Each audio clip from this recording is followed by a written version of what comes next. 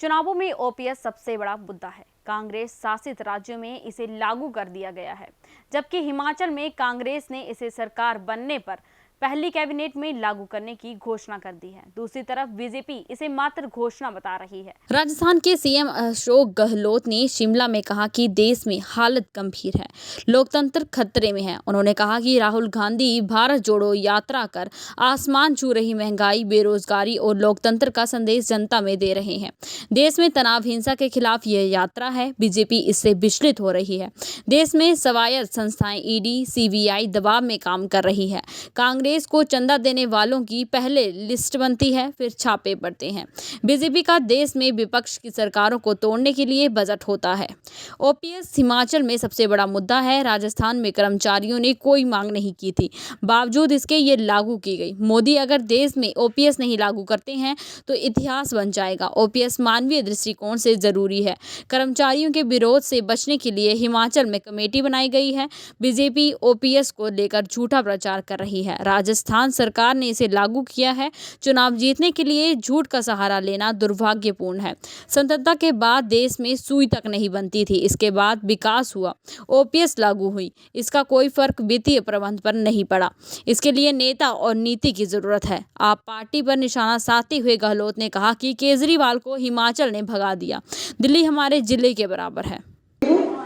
आज की press conference में हमारे बीच में खास तौर से उपस्थित हुए हैं आपके सवालों के जवाब देने डिपार्टमेंट हिमाचल के जो है वो अध्यक्ष है, और हमारे बीच में डॉक्टर अनीस अहमद जी पूर्व मंत्री हैं। जी ने आपको ब्रीफ किया, मैं आप सबका स्वागत करता हूँ। मुझे खुशी है कि आज मुझे आपके बीच में आने का सौभाग्य मिला और प्रेस कॉन्फ्रेंस ये जो हो रही है, आपको मालूम है कि चुनाव चल रहे हैं और उसके बीच के अंदर जो इशू बने हैं देश के अंदर, प्रदेश के अंदर, उसको लेकर मैं कुछ कहना चाहूँगा आपसे, क्योंकि हालात बड़े गंभीर है देश के अंदर। जिस रूप में धज्जियाँ उड़ रही है संविधान की और लोकतंत्र खुद खतरे के अंदर है, और राहुल गांधी जी जो यात्रा कर रहे हैं वो यात्रा का मार्ग तो है निश्चित, परंतु संदेश पूरे मुल्क के अंदर है कि वो क्या करना चाहते हैं। एक महंगाई कमर तोड़ दी सबकी, देशवासियों की, बेरोजगारी, जो युवाओं के अंदर फ्रस्ट्रेशन आ रहा है। फिर आप देखते हैं कि जो हरकतें होती कई तरह की, वो भी उसका कारण है कि फ्रस्ट्रेशन की हद होती है। 2 करोड़ के वादे तो धरे रह गए उनके। और तीसरा डेमोक्रेसी है देश के अंदर। और मैंने कहा, एक बार प्रधानमंत्री आए थे अभी 5-7 दिन पहले राजस्थान में, मैंने कहा प्रधानमंत्री जी, आप दुनिया के मुल्कों में जाते हो तो आपका मान सम्मान होता है। इसलिए होता है, एक तो आप गांधी के देश से आए हैं और एक आप 70 साल के बाद में इस देश में डेमोक्रेसी कायम रखी है। इंदिरा गांधी जी ने जान दे दी, राजीव गांधी शहीद हो गए, पर मुल्क एक रहा, अखंड रहा। चुनाव हार गए इंदिरा जी, सत्ता सौंप दी मोरारजी भाई देसाई को। वाजपेयी जी चुनाव हार गए, सत्ता सौंप दी सोनिया गांधी जी को, उन्होंने दे दिया मनमोहन सिंह जी को। तो ये जो परंपरा 70-75 साल में काम रखी, पाकिस्तान की तरह 2 बार सैनिकों का शासन नहीं हुआ, ये तमाम बातें दुनिया के मुल्कों के जहन के अंदर है, इसलिए आपका सम्मान होता है। अब आप देखिए, असहमति व्यक्त करे कोई पत्रकार, साहित्यकार, लेखक, आप देशद्रोही हो, जेल जाओ। ये कहाँ का न्याय है देश के अंदर। जुडिशरी दबाव में इनकम टैक्स, ईडी, सीबीआई के छापे पड़ते हैं, सब विपक्षी पार्टियों के पड़ते हैं।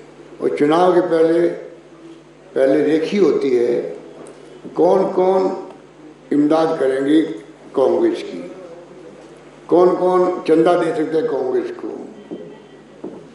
पहले लिस्ट बनती है, फिर छापे पड़ते हैं। एक और मॉडल नया देश में शुरू हो गया है नरेंद्र मोदी जी का और अमित शाह जी का। वो है मॉडल सरकार को टॉपल कैसे करो, नया मॉडल है। जैसे महाराष्ट्र में 50 विधायकों के यहाँ पहले ईडी, सीबीआई डराना धमकाना, फिर उनके परिवार वालों को तंग करना और फिर सरकार को टॉपल करना। कर्नाटक में ही हुआ था, मध्य प्रदेश में ही हुआ था, और रास्ते में होते होते हम बच गए। 30-30, 35-35 करोड़ रुपए दिए जाए। आप कल्पना कीजिए क्या हो रहा देश के अंदर, कुछ सोच सकता है क्या? कल मैंने कहा केजरीवाल जी को, आप भाग गए हिमाचल प्रदेश से, तो हिमाचल प्रदेश वाले को धन्यवाद देना चाहूँगा कि आपने केजरीवाल को भगा दिया आप पार्टी को। वो इस लायक ही नहीं है। आपके पड़ोस में पंजाब सरकार तो बन गई, आज क्या स्थिति बनती जा रही है इतने महीने में। आज अब भी हालात खराब होने लगे वहाँ पर, शासन नाम की चीज़ नहीं वहाँ पर। दिल्ली का मॉडल का वो ढोकला कर रहे हैं, अधिकारी तो रही उनके साथ में। क्या स्थिति वहाँ पर? यूटी है, यूनियन टेरिटरी है, हमारे एक जिले के बराबर है, और ऐसा फेंक रहे हैं देश के अंदर, मैं देश को नंबर 1 बनाऊंगा। अरे आप हो गए जो देश को नंबर 1 बनाओगे? पहले वो हैसियत प्राप्त तो करो कि बाद में आप कह सको मैं देश को नंबर 1 बनाना चाहता हूँ। इस प्रकार आप जो जनता को गुमराह कर रहे हो, मीडिया को पैकेज दे रहे हो, ऐसे पैकेज दे रहे हो एक लाइन नहीं छप सकती। कल मैंने कहा अहमदाबाद के अंदर, बड़ौदा के अंदर, कि भाई आप ये बताओ, आपने इतना बड़ा आरोप लगा दिया बीजेपी पर कि मुझे कहा गया कि आप विड्रॉ कर लो गुजरात से, मनीष सिसोदिया जेल में जाएंगे और मिस्टर जैन, सत्येंद्र जैन छूट जाएंगे। मैंने कहा केजरीवाल जी आप मुझे बता दीजिए किसने संपर्क आपसे किया? मोदी जी ने किया, गृह मंत्री जी ने किया, या नड्डा साहब ने किया जो उनके अध्यक्ष हैं, या और किसी ने किया? एक तो ये बताओ। आरोप बहुत बड़ा है। एक राजनीतिक पार्टी जहाँ सरकार 2 उनकी हैं, वो कह रहा है मेरे पे आरोप, मुझे सौदेबाजी होने लगी कि मैं विड्रॉ कर दूँ गुजरात से। तो कौन संपर्क किया? नंबर 2 मैंने कहा पैकेज आपको क्या ऑफर किया? 5,000 करोड़ का किया, 10,000 करोड़ का किया, या 2,000 करोड़ का किया? क्योंकि बीजेपी तो बिना पैकेज काम करती नहीं है। जो मैंने अभी बताया आपको, कर्नाटक में, मध्य प्रदेश में, महाराष्ट्र के अंदर और भी जगह देखिए आप कि चुनाव जीतने के बाद में विधायकों को हॉर्स ट्रेडिंग करके, खरीद करके फिर आप बाई इलेक्शन करवाते हो गुजरात के अंदर।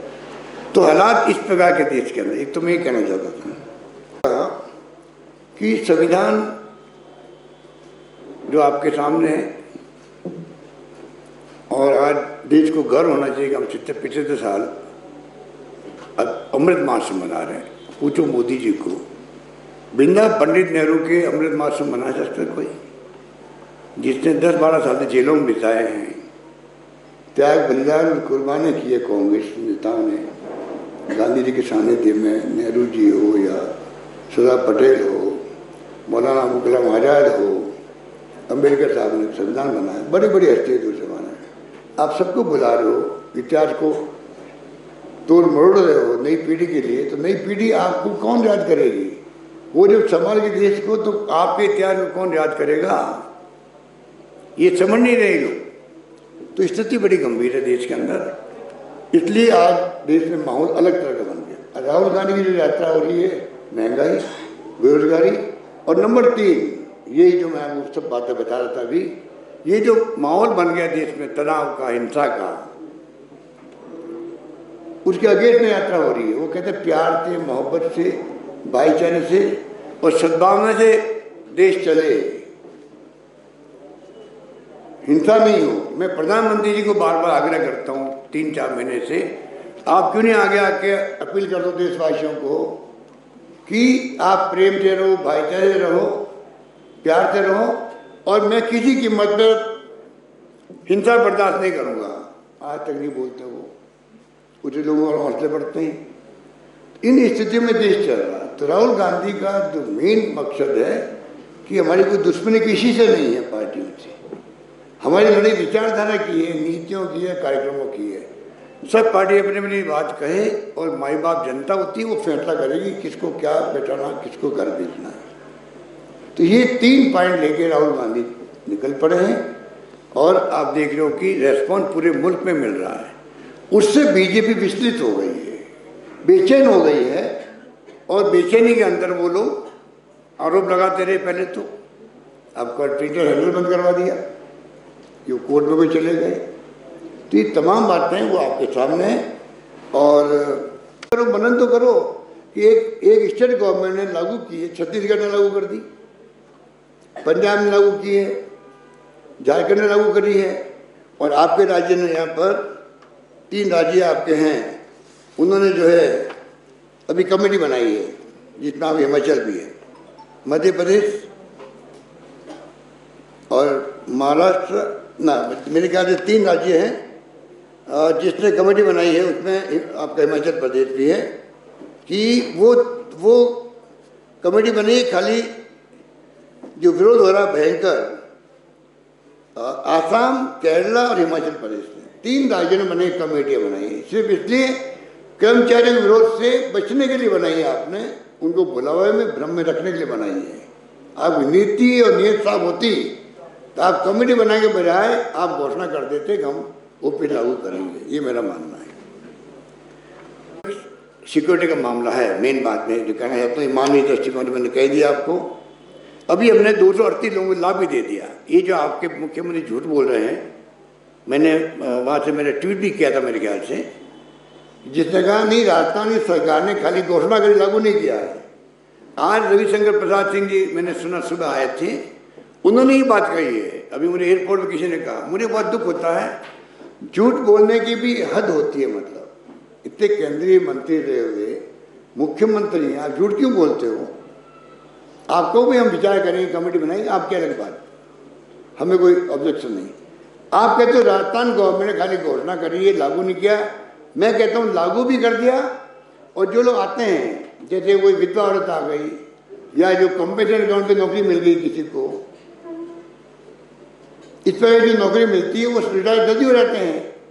2004 में नौकरी लगी 1 अप्रैल के बाद में, और 18 साल रिटायरमेंट हो गए उनके। ऐसे कहीं 238 हैं जिनको मिलने लग गई पेंशन, ओल्ड एज पेंशन मिलने लग गई है। मैंने वीडियो भेजा था यहाँ हमारे पार्टी के अंदर, आपने देखा होगा वीडियो को, जिसमें एक प्रोफेसर किस प्रकार से बोल रही है। तो आप सोच सकते हो कि झूठ नहीं बोलना चाहिए। चुनाव में जीत हासिल करने के लिए इतने बड़े झूठ का आप सहारा ले रहे हो, वो अनफॉर्चुनेट है, वो कभी नहीं लेना चाहिए, मेरा मानना है। अभी हमने भारत सरकार ने क्या किया है, अभी हमने तो क्या लागू कर दिया। तो हमने अभी अप्रैल से जो उनका 10% कटता था हिस्सा, वो हमने समाप्त कर दिया, काटना बंद कर दिया, क्योंकि लागू करनी पहले इसलिए 10% हिस्सा। और एक और पॉइंट है, आपको आश्चर्य होगा, एनपीएस जो है उसमें जब लागू की तो उसमें पारिवारिक पेंशन का भी और ग्रेच्युटी का प्रावधान नहीं किया गया। बाद में दबाव पड़ा तब भारत सरकार ने उसका प्रोविजन किया है। इसका मतलब प्रारंभ से ही जो है ये स्कीम, इसको स्कीम का आप परफेक्ट नहीं कर सकते। क्या आपको आपका पारिवारिक पेंशन और ग्रेच्युटी की भी आपने उसमें प्रोविजन नहीं किया, बाद में उनको करना पड़ा मजबूरी के अंदर। वेस्ट बंगाल सरकार ने जब हम सबने कर दी, राज्यों ने लागू किया एनपीएस, वेस्ट बंगाल सरकार ने तब से अभी तक लागू किया ही नहीं। एक राज्य ऐसा भी देश के अंदर लागू नहीं किया, वहां पे शुरू से नहीं किया। तो ये जो मैं सबमिशन मेरा दे रहा था आपको, उसमें आप समझ लीजिएगा कि ये बहुत बड़ा इश्यू है, और पूरे देश में एक वक्त आएगा, पूरे मुल्क के राज्यों में और केंद्र सरकार को इसको अपनाना ही पड़ेगा। ये मैं आपको आज कह सकता हूँ, शिमला के अंदर कह रहा हूँ, बैठ के जाके कह रहा हूँ।